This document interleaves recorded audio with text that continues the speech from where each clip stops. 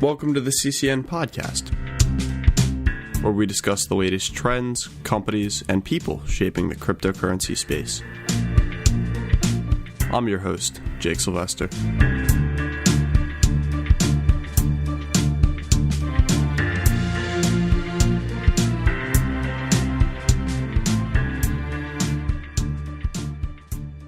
Hey, how's it going, everybody? I'm here with Nick Cowan, the Group CEO of the GSX Group. How you doing today, Nick? Hi, Jake. Thanks very much for having me, and I'm doing very well here in a sunny Gibraltar. Awesome. So talk to me a little bit about what the GSX Group does and what GBX is. So the GSX Group was formed to become one of the leading fintech firms, certainly in this time zone.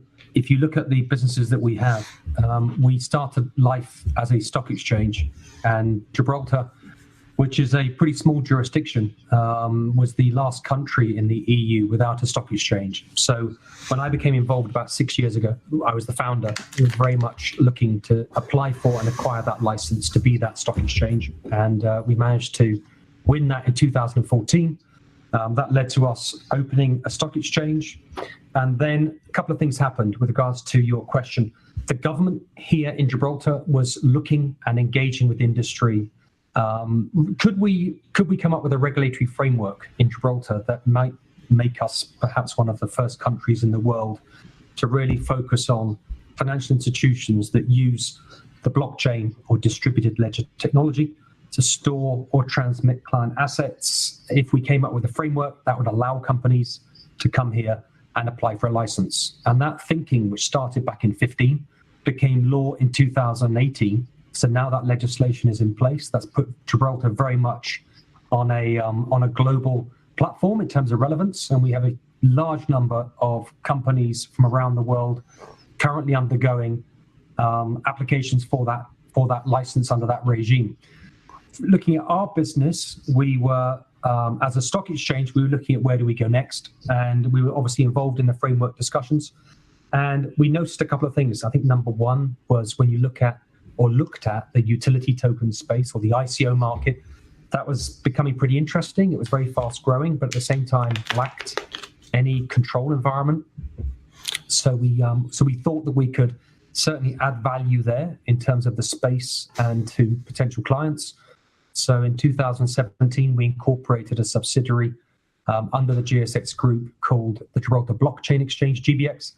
And GBX is a token sell platform and a cryptocurrency exchange that's owned and managed by a group that includes a stock exchange. And we brought all of our knowledge to do with investor protection, transparency, disclosure, best practices, institutional adoption, etc., as well as applying for a license under that regime that I just talked about. So we very much wanted to bring a rules-based system to the token sell space where we could try to de-risk the transaction enormously. I can talk about that in a moment, and also do a lot of the heavy lifting that companies have to go through. We think it's a fantastic, innovative way to raise money for startups, and I think that's going to change also the next few years.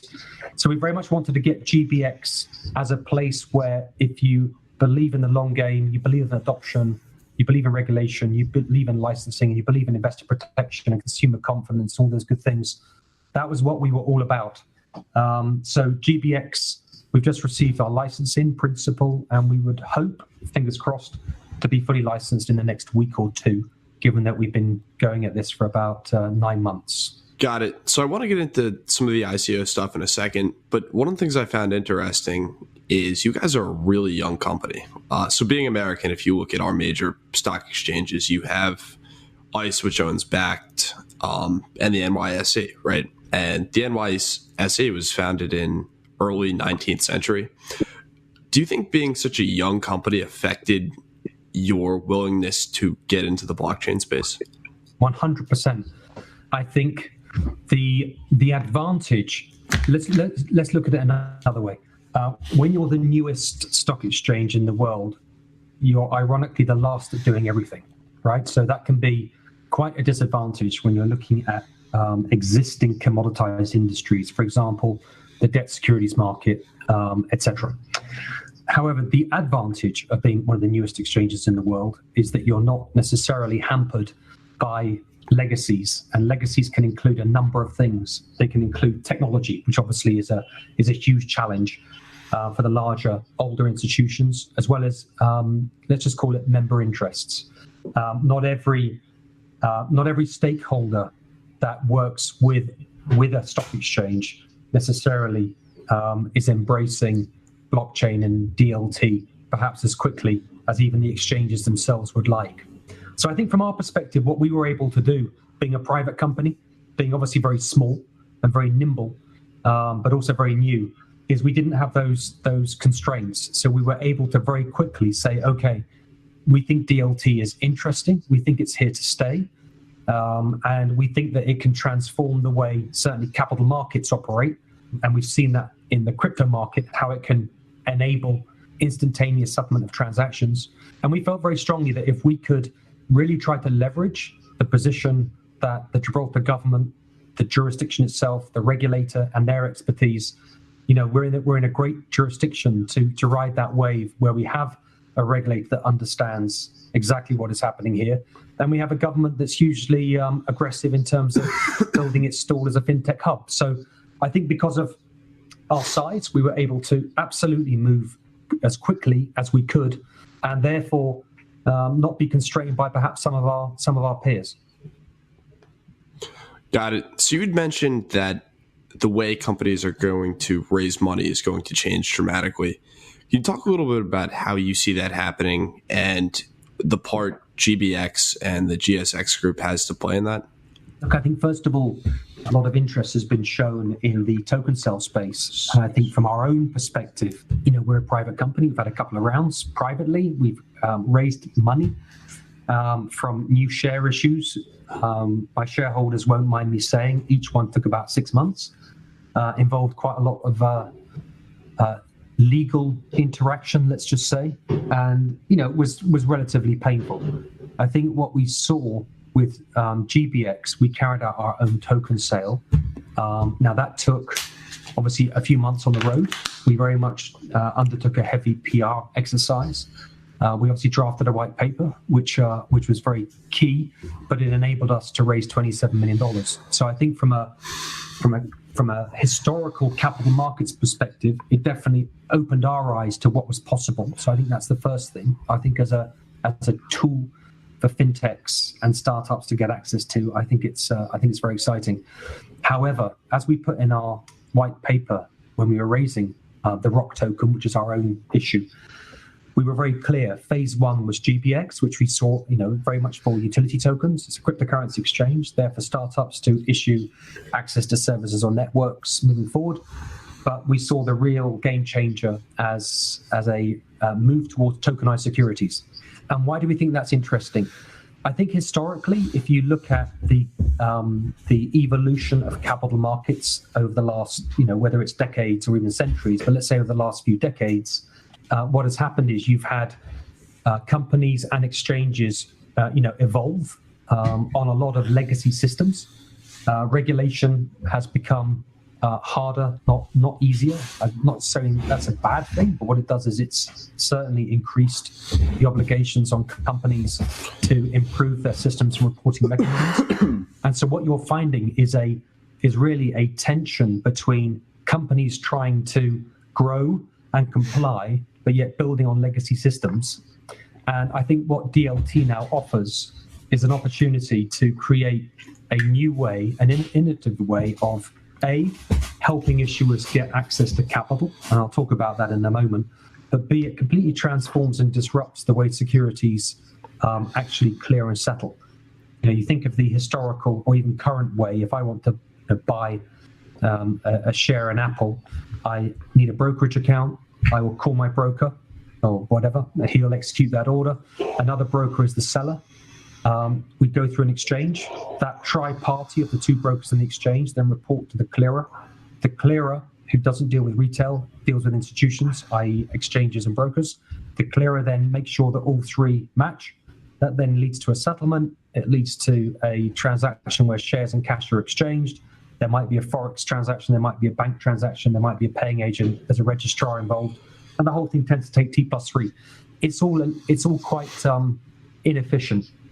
And I think where we see things moving extremely quickly is allowing that to be down to, possibly even T+0, where within an exchange environment, if you, Jade, wanted to buy an Apple token and I'm the seller, you can buy your Apple token on a Sunday morning while you're watching television on your phone using whatever asset class you want to close that transaction. And that could be anything from a stable coin to fiat to Bitcoin. But you know that you're going to end up with an Apple token, which actually represents the shares of Apple in your wallet. And my wallet is going to be debited with Apple tokens. And we see that as really transformative in terms of the way that transactions can clear and settle, making things a lot more efficient. And also because we're not hampered, and when I say we, I mean financial markets generally, there's a new technology that's going to be made available. I think it starts to become hugely exciting. And I think, when you look at issuance today, and I come from an investment banking background, and I used to work in equity capital markets. So the cost of capital is now really quite high for corporates, particularly SMEs. And that cost of capital, I think, needs to be addressed. I think the way that you can potentially access liquidity pools, I think, needs to change and will change.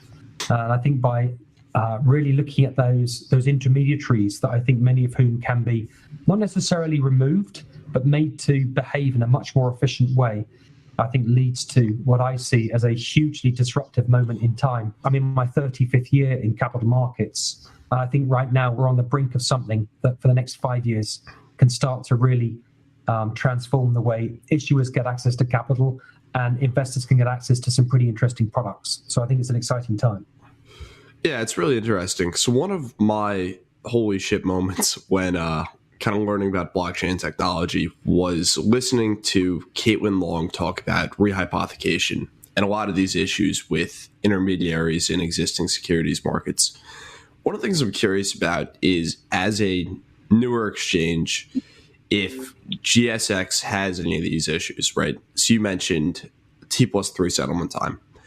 Is that still a thing on a newer exchange like GSX? And if it is that something GBX is going to help solve? Yeah, I think, look, the way it works at the moment, if you look at the Gibraltar Stock Exchange, so let's say that DLT didn't exist, okay?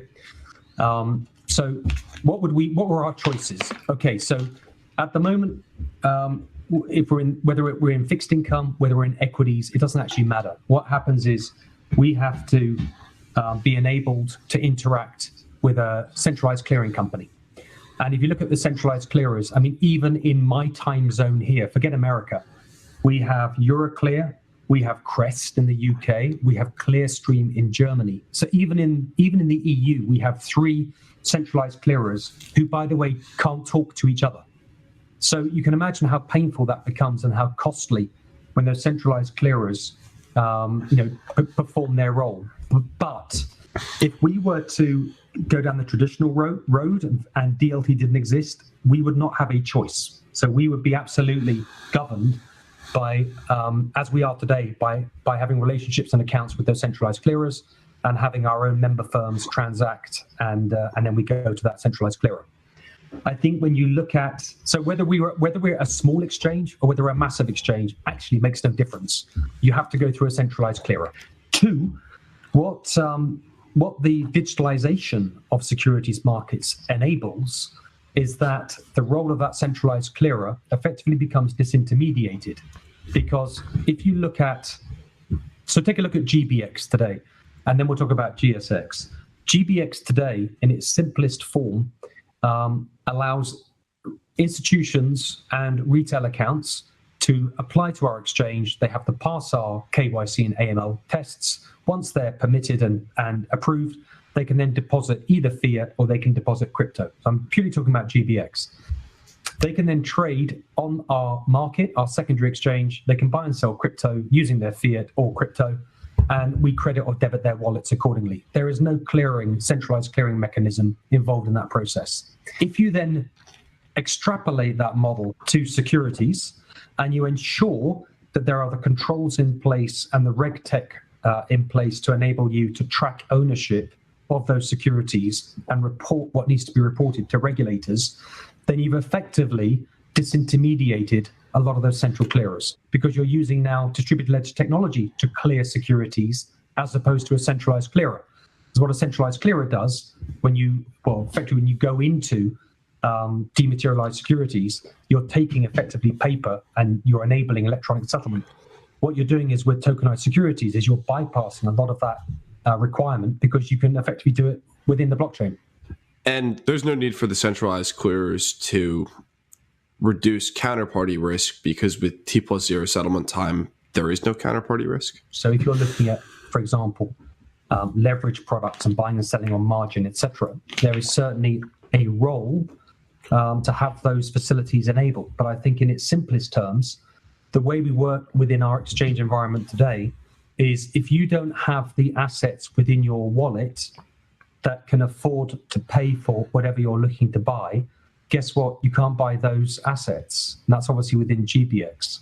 So if you just take that logic forward, if you have an account with us, let's just say, and you've got a direct account and you have 20 grand in there, unleveraged, you can't go and buy 30 grand's worth of securities.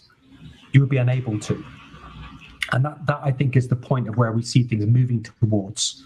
That I think the centralized clearers historically have only wanted to deal with institutions, which include exchanges and broker dealers, and a lot of that has become collateral management. I think as we see the tokenized securities markets developing quite quickly in terms of using DLT, you will still have to have collateralized management, but the speed to market and the T plus becomes hugely more efficient. And whether it's T+0 or T+1, it will be a huge improvement on the T+3 and all of those fees that are currently paid. I think what we're looking at is technology being able to reduce regulatory costs and effectively increase margins to participants. And that's how we see things panning out. So what would be the advantage to, say, T+1 versus instant settlement time? I don't think necessarily there's an advantage or a disadvantage. What we see today in terms of on GBX, the cost of settling transactions and moving things across the chain from one wallet to another, is dramatically lower than what it is today within the historical capital markets and securities markets. So I don't necessarily see T+1 as being bad. I expect T+1 will be very much in place to allow collateral management, leverage products, swap transactions, and all sorts of things to evolve. But it will be, if you compare how we see things panning out, you will have the T+3 model and traditional securities pedaling along for the next 10 years. It's not going to stop tomorrow. It's going to continue. What will happen is that you will have a tokenized securities model running and increasingly, incredibly rapidly. And if I was to be really crude, it's almost a similar shift from CDs to downloads. CDs continue to exist for quite a long time, and now hardly anybody buys a CD. And I think that's the way we would see as technology creeps up and client demand steps up. So clients are going to demand a lower cost of execution, a lower time to market. You're going to see that transforming the way capital markets operates. So I think over the next 5 to 10 years, you will see a phasing out of the traditional way securities markets operate and a phasing in of using the blockchain to make things more efficient and lower cost. Yeah, so talk a little bit about where you see this going, because there's an equities market, right? And then there's general securities. Do you see blockchain and these token type offerings being used to trade bonds and other types of financial instruments? Yes, 100%. Yeah. So maybe it's worth talking about how we see things panning out over the next year or two. So if you look at the Gibraltar Stock Exchange, and we decided not to go down the traditional road, and we decided not to put in an equity system that we would license from another big stock exchange in Europe, for example, which is kind of what all the small exchanges tend to do.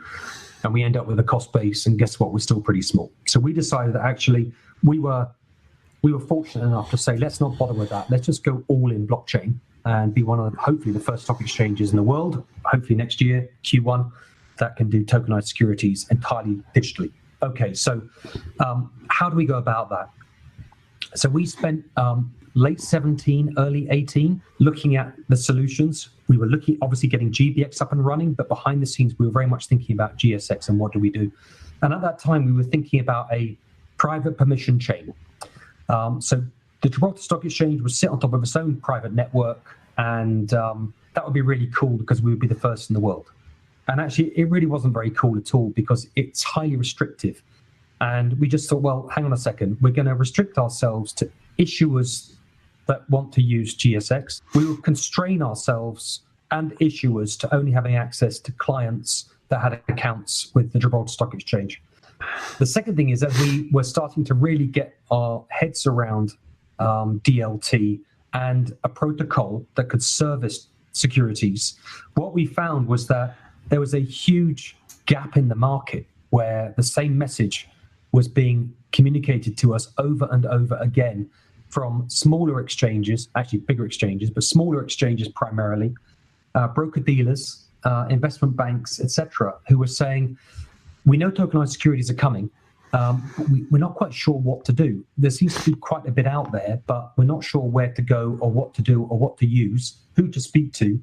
And we've got a bit of a question mark over the public ledgers in terms of their, fit for purpose and transactions per second ability to get us to where we need to get to. And so we took a strategic view that actually, rather than build our own private permission chain, we would actually do something really quite ambitious. And in order to do that, through the subsidiary of the GSX Group, we've formed a company that's actually called Stax. And this is a protocol that we are rolling out globally from Q1 next year. And what that does is the following. It's a protocol that's been designed specifically for tokenized securities. That's the first thing. And by the way, in answer to your question earlier, it covers all types of asset class within the securities domain. That protocol, if you imagine it as a private network that sits on top of a public ledger called the Stax Protocol. The Stax Protocol we're making available to regulated, by the way, with a capital R, regulated exchanges, broker-dealers, investment banks, financial institutions. We're making that available for no fee. So it is a protocol where these guys will come on as verified partners. We call them VPs. They take a node and they now have access to a private, if you like, a private public hybrid protocol that allows them to operate at up to 20,000 transactions per second that we've been in testing.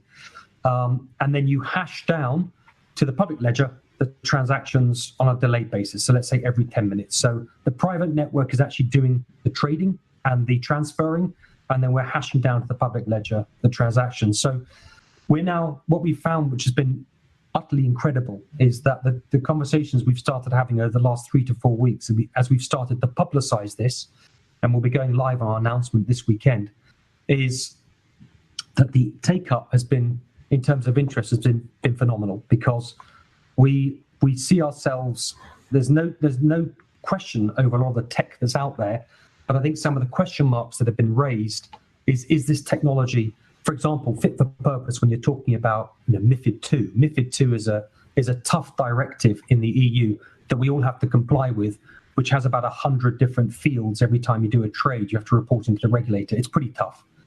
So what we've done is, rather than be a tech company with what we think is a tech solution, which we hope achieves the objectives, we've said, okay, look, we come from a capital markets background. We understand compliance. We understand regulation.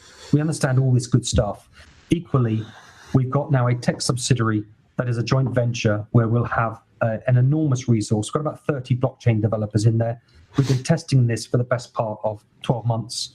And actually what we've got instead is a much bigger play, which is we make this protocol available out there. We bring in verified partners. It isn't owned by the GSX Group, the protocol. The protocol will be owned by the supernode owners And we think that becomes a really powerful concept. Why? Because it creates a liquidity pool for issuers. And that starts to transform the way issuers can come to market, whether you're doing a bond issue, whether you're doing a equity issue, whether you're doing what we call a tokenized depository receipt. So take Apple underlying common and issue a TDR on top of it, just like an ADR. You're starting to really bring some exciting things to market. The crypto community that currently, let's be honest, is restricted to Bitcoin, Ether, and a few tokens. The crypto community can actually start to get access to buying and selling names that everyone would traditionally recognize. I think institutional adoption, I don't know how quickly institutions are going to get involved in trading Bitcoin. I honestly don't know. I'm not sure it's anytime soon, even with us, because we're licensed. But I do think institutions are definitely excited about reducing their costs in terms of execution. And that's why tokenized securities becomes exciting for them. So I think, will we see products such as equities, debt securities, funds, asset-backed securities, et cetera, and derivatives being issued as tokenized securities? I see that happening really quite quickly. And I see 19 and 20 as being the years that tokenized securities will start to get some major adoption. Got it. So can you talk about how a stock like Apple would go from being listed on a traditional stock exchange and the process by which it would be listed on this tokenized securities market? Yeah, sure. So I think, look, there's a couple of things to say. In its simplest form, we've got two types of equity. You have what I would describe as a STO, a securitized token offering. And that would, if you imagine it, that would be categorized as a new offering of new stock. So that would involve Apple deciding, which I would love, but I would think is highly unlikely, but that would involve Apple deciding they want to issue some new shares, not on the New York Stock Exchange or NASDAQ, but actually on the Gibraltar Stock Exchange. That's probably not going to happen anytime soon. But anyway, that's an STO. The second type of transaction, which I'm talking about, or structure, is what I call the TDR, or tokenized depository receipt.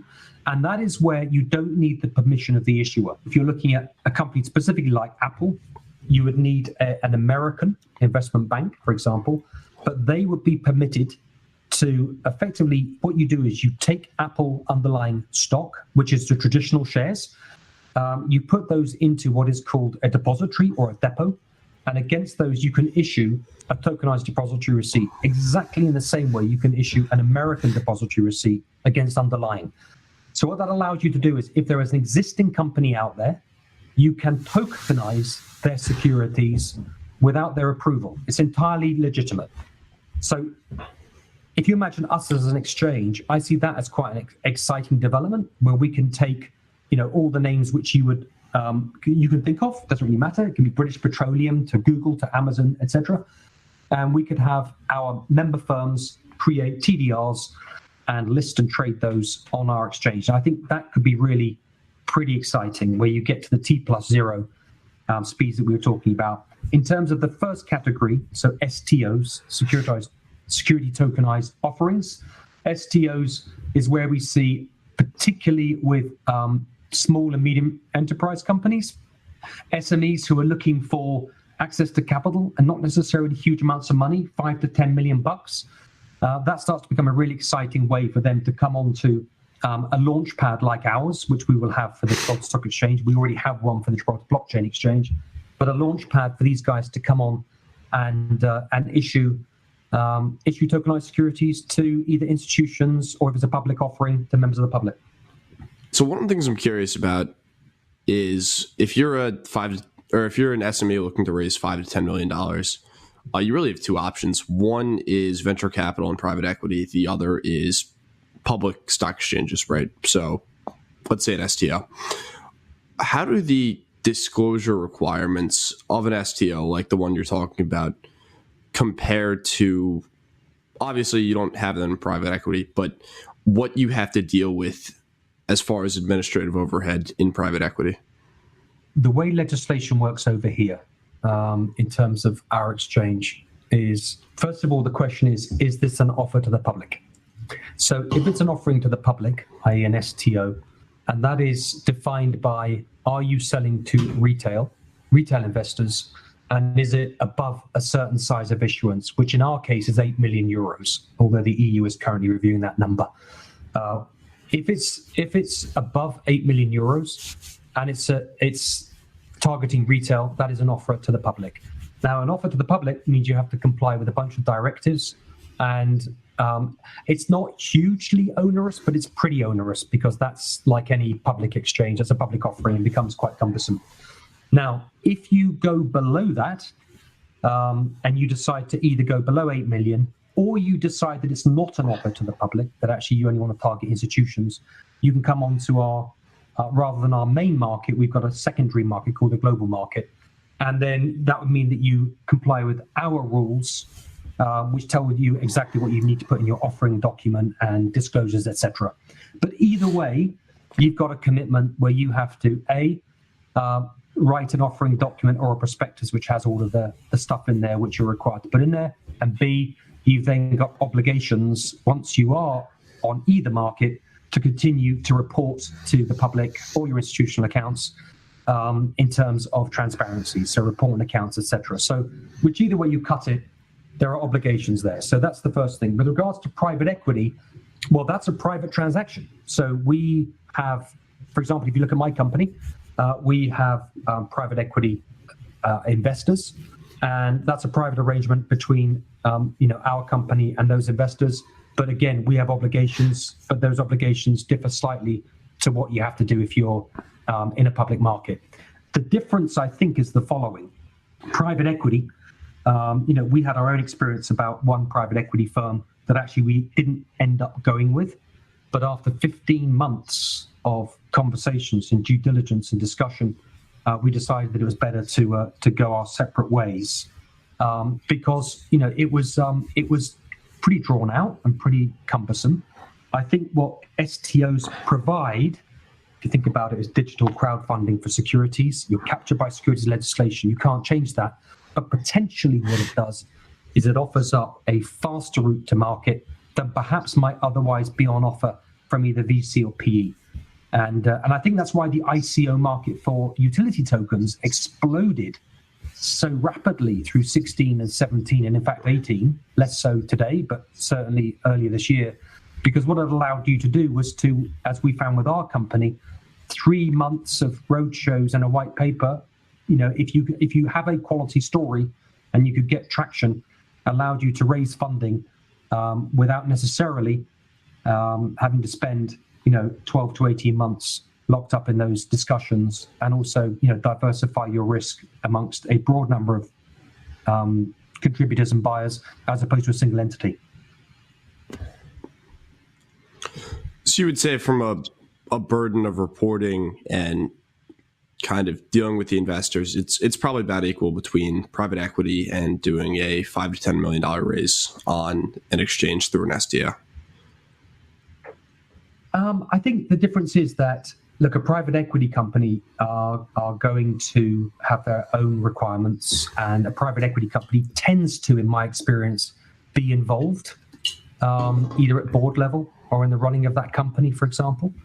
As shareholders, they take normally quite an interest in their investment. I think it's a very different transaction if you do an offer to the public. Offer to the public comes with a separate sense of responsibilities, a lot of which are around reporting and obligations. And if you look at it in its simplest terms, if I had a private equity investor in my company and I didn't tell them what I was doing, well, guess what? The private equity company is probably going to kick me out and take over the company. If I go public and I don't tell the public what I'm doing, well, I'm going to get fined and sent to prison.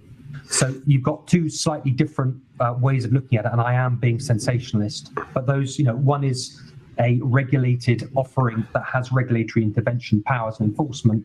A private equity investment has a different set of obligations and requirements. Now, what I also want to make clear, though, is that actually doing a tokenized securities offering on an exchange isn't as onerous as I'm making out. Actually, you can have a relatively streamlined process that actually becomes a lot easier, because when you think about a public offering today and you think about the dematerialization of those securities, electronic settling enabling, the applying for identification number for your security, and going through all of that process. Well, as an exchange, we can do a lot of that.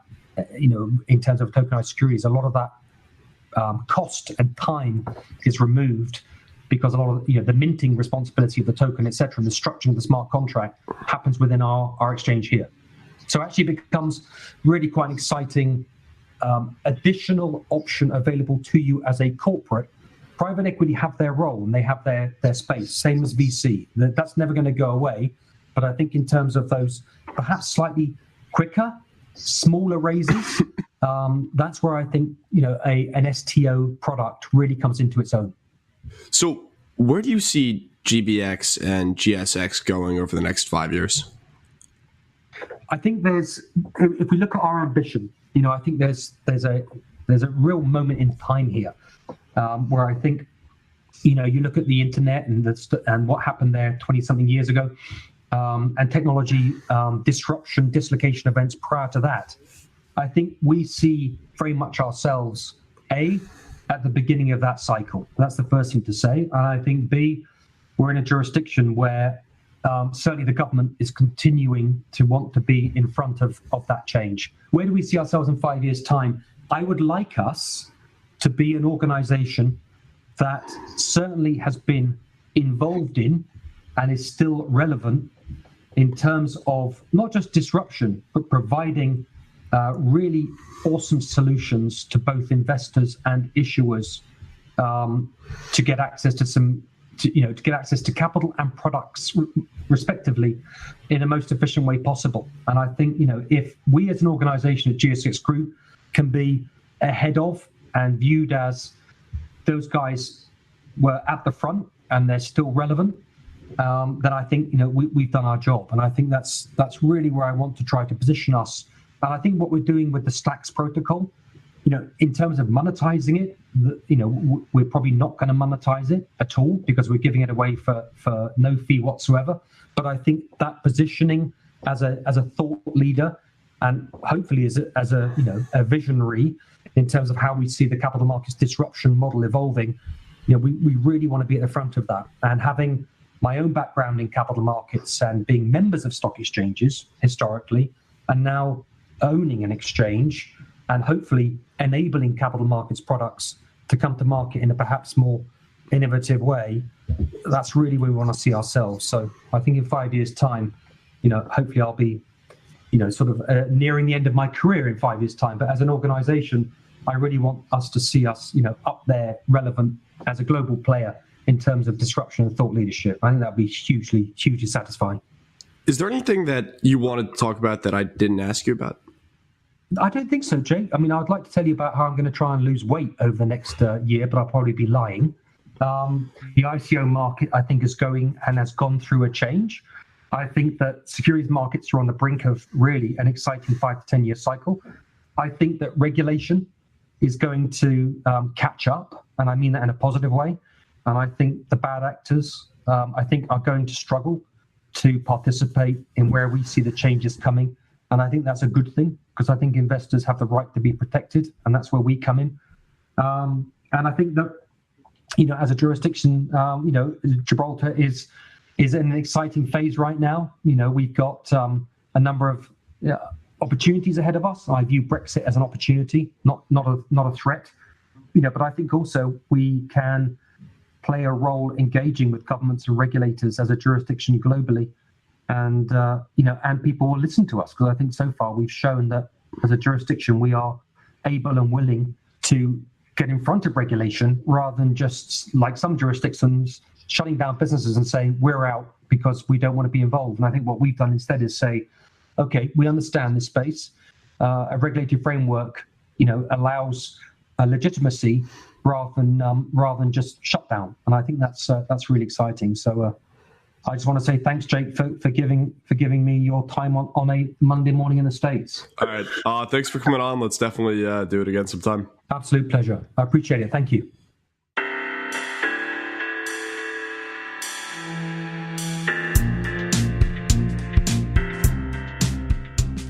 The views and opinions expressed on this show are only those of its hosts and guests, and sometimes of no one at all. The CCN podcast was produced by Rockwood Audio and hosted by ccn.com. To find out more about CCN and the podcast, check us out at ccn.com. You can also follow us on Twitter at CryptoCoinsNews. If you enjoyed the show, please be sure to rate and subscribe.